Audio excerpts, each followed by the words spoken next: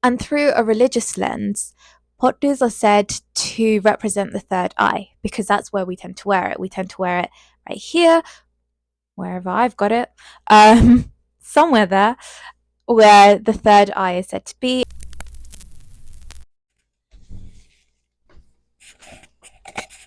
Hi, welcome back to Background Voice. It has been a while, I have to admit, and that's obviously all my fault because I had the intention once again of being very regular with my uploads. I managed to do it for a month and yeah, fell off of that. So we'll see. Maybe 2024 will be a different year. But anyway, welcome back. And for those that have been subscribed for a while, as you can see, I hopefully have improved sound quality because now I've got a mic, which I'm still trying to figure out how to work. So we'll see. We'll see if it actually does, it does its job and it works, because I have noticed that the quality of sound hasn't been great in a lot of my videos. So sorry about that. So my last video, which was probably in like August, was on Bharatanatyam, and I really enjoyed doing the research on the history and delving into the cultural aspect, the cultural history of that particular art form. And I really want to do something similar with most of my videos moving forward. So I want to pick a topic that I'm really interested in, that we don't tend to look at in much detail because it's a cultural aspect that not many people know about. Or it could just be something that we tend to do within the culture, but we're not really taught why we do it. And because of that, I want to take these little aspects of South Asian culture, more specifically Tamil culture, and do a little bit of a deep dive. And when I say deep dive, it's as deep as I can possibly go with the amount of time that I have. So some of these videos may only be minutes long.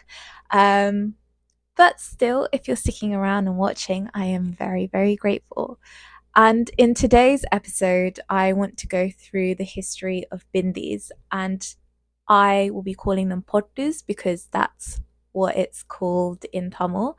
But it goes by the name, I think, Bindi, Talak, Pottu, Bindu, many other names. I might put them on screen if I have missed any out. So yeah, that's going to be today's episode. And of course, it would be great if you could subscribe and like this video, because it really does help me out. And maybe it will encourage me to upload more often, or more regularly, because I do upload. It's just like 3 episodes a year. So yeah, I do need to get better at that. But yeah, let's go on to the video.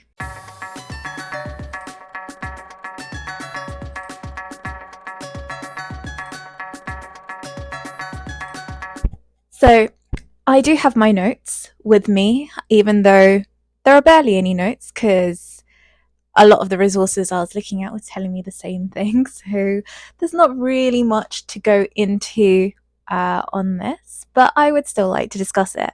You see, my introduction to bindis and pottus was from when I was really little, but when I would wear them, I just thought of them as a decorative item, something to make me look nice, because I would usually wear it when I would go to nice events, to weddings, or to the temple for a special festival. So I didn't really think it had much cultural significance or much meaning behind it. But it was only later on, when I had got a little bit older, that my mum started to explain that pottus weren't just there for aesthetic reasons. Like, yeah, it made me look great and stuff, but that wasn't the only reason why we were wearing it. And that is when I started to do a little bit more research on the history and the symbolism behind pottus. But firstly, you might be asking, what is a pottu? And I would say that's a very good question, because actually I haven't defined it at all up until this point. So a pottu is kind of what I'm wearing. It's this, traditionally it would have been a paste, but right now most people tend to wear a sticker, and it's this dot that women wear on their foreheads just above the brow line. So I mean, you can wear it wherever you want nowadays because most people wear it for aesthetics, but traditionally it should be worn a little bit above where your brows kind of meet in the middle. So I've just dimmed the lights because the ring light is messing with my eyes and I don't really want to give myself a headache. So sorry if suddenly it's just become mood lighting. You might enjoy it. It might be a vibe, but I won't know until I look at this footage during editing. So, why do we wear pottus and what's the symbolism? Well, pottus are said to retain energy and help with focus and concentration. And through a religious lens, pottus are said to represent the third eye because that's where we tend to wear it. We tend to wear it right here, wherever I've got it, somewhere there, where the third eye is said to be, and this is the sixth chakra in the body. And I will do a video on chakras because they're actually really interesting, and I feel like I've been hearing the term chakras a lot, especially from those YouTubers that do a lot of lifestyle / life coaching videos, so maybe that's a good topic. So anyway, chakras. For those who are unaware of what chakras are basically these energy centers in the body. And we say that there are 7 different energy centers, starting from the base of our spine, moving all the way up to the crown of our head. So we have one at the base of the spine, one towards the front of the spine, one at the solar plexus around our stomach, one at the heart, one at the throat, one at the third eye, and one at the crown of our head. And what happens is when you're meditating, you're pulling energy from the ground, from your base chakra, all the way up to your crown chakra and then into the universe.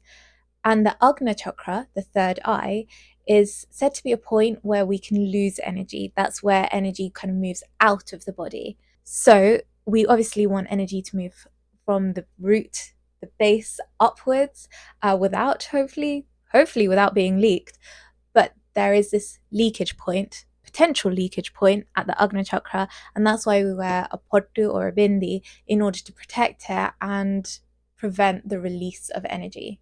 And the Agna chakra is where we say it holds wisdom. It's known as the eye of wisdom, and that's where we hold our sacred feminine powers. And this is once again according to the religious lens.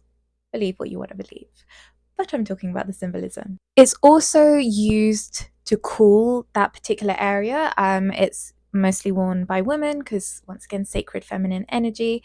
And in order to cool that third eye, we use something called kungumam, which is this red saffron powder, and that will be applied at the third eye, which will then cool it and prevent energy loss. And yeah, that's the main symbolism. So one thing that I didn't know until doing my research for this video is that pottus are traditionally actually worn by married women. Now there is an exception where at birth a child will wear a pottu that's black, made from kajal, in order to ward away any evil spirits and evil eye, so basically preventing people from jinxing them. But the actual red saffron pottus that we know are supposed to be worn by married women. And part of that is also supposedly to protect their womb and protect their feminine energy, so for childbirth. But of course, throughout time, throughout modern era, people started to go, oh, I quite like that. I might give it a go. And so people started to wear pottus even when they were not married women. Pottus then started to become a bit more extravagant. So people wouldn't just wear a dot, they would draw shapes, or there were these little stamp kind of things that you could stamp the paste on in pretty patterns. And over time, we then started to get stickers, and it just became more of an aesthetic cultural element as opposed to a symbolic cultural element. I have a feeling we probably will never go back to its original symbolism just because it's become so ingrained now and the meaning has kind of changed. But yeah, that is what a pottu is from the lens of a Tamil. There are obviously many different cultures in South Asia, and many different people will treat pottus or bindis or taluks in different ways and have their own history, but this is a Tamil-centric one. So I hope you enjoyed this particular video. It's been a short one, but hopefully still an informative and enjoyable one. And I will see you in the next video. Thanks. Bye.